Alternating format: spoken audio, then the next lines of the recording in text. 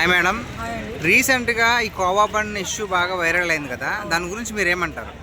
చూడండి, కోవా బంద్ ఇప్పటికి 10 రోజులు అవుతుందా జరిగి.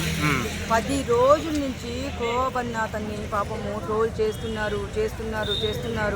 కొంతమంది ఏమంటున్నారు, దాంట్లో కోవా బంద్ అంటే మాది కడప కాబట్టి కడప నుంచి వచ్చేటప్పుడు కర్నూలులో మేము డ్రాప్ అయ్యేసి కోవా బంద్ కొనుక్కొని హైదరాబాద్కి వస్తాం. ఎందుకు? అంత బాగుంటుంది, నాకు అంత ఇష్టం, అదంటే చాలా ఇష్టం. అలాంటిది ఇతను మొన్న ఏదో జాతరలోనా మేడారం జాతరలో అతను పాపం కోవా బన్ అమ్ముతుంటే, ముస్లిం అతను కోవా బన్ అమ్ముతుంటే దాంట్లో కల్తీ ఉందని చెప్పేసి ఒక యూట్యూబర్ వెళ్ళేసి, అతను ఐడెంటిటీ కార్డు కూడా లేదంట, అలా వెళ్ళేసి అతను వైరల్ చేసేసాడు.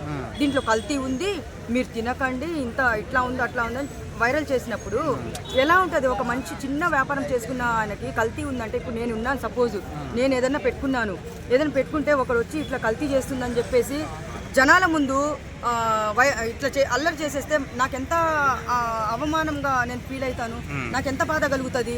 అది కాకుండా అతనేమో అతను ఒక ముస్లిము, మత కల్లోల సృష్టించాలని చెప్పేసి అతను చూస్తున్నాడు అని చెప్పేసి అది కూడా చాలామంది అనుకున్నారు. ఒక చిన్న వ్యాపారం చేసుకునేవాడు గొడవలు మత కల్లోల సృష్టించడానికి ఏమైనా పాకిస్తానోడా? కాదుగా, మన ఇక్కడ ఇండియానే కదా. పాకిస్తాన్ వాళ్ళకి చెప్పండి మత కల్లోలాలు, ఉగ్రవాదము, అది ఇది అని చెప్పండి, నేను ఒప్పుకుంటా.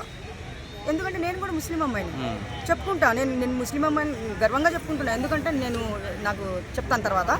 అలాగా అతను ఏం చేశాడంటే, పాపము ఇప్పుడు ఇంట్లో ఫ్యామిలీ ఉంటుంది, కంబైన్ ఫ్యామిలీ ఉన్నా కానీ తల్లిదండ్రులు సాకాలి, భార్య పిల్లల్ని సాకాలనే ఉద్దేశంతో ఎంతో కష్టపడుతుంటారు.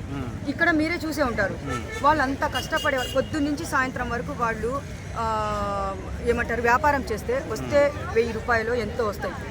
అలాగా మామూలుగా వస్తే ఇంట్లో ఏదైనా తినడానికి తీసుకుని వెళ్ళాలి, లేకపోతే లేదు.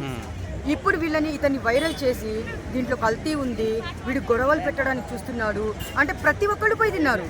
ముస్లిమ్స్ ఒక్కళ్ళే పోయి తినలేదు కదా, ప్రతి ఒక్క హిందువులు తిన్నారు, ప్రతి ఒక్క కులం వాళ్ళు తిన్నారు, ప్రతి ఒక్క కులం వాళ్ళు అక్కడ తిన్నారు, బాగుందనే చెప్పారు. మరి అతను అలా చేయడానికి కారణం కూడా ఒక విధంగా చూస్తే ఫేమస్ అయిపోవాలి అని ఫేమస్ అయిపోయి బాగా ఒక రాత్రే పెద్ద డబ్బు సంపాదించాలనేలాగా పేదవాళ్ళ జీవితంతో ఆడుకుంటున్నారు.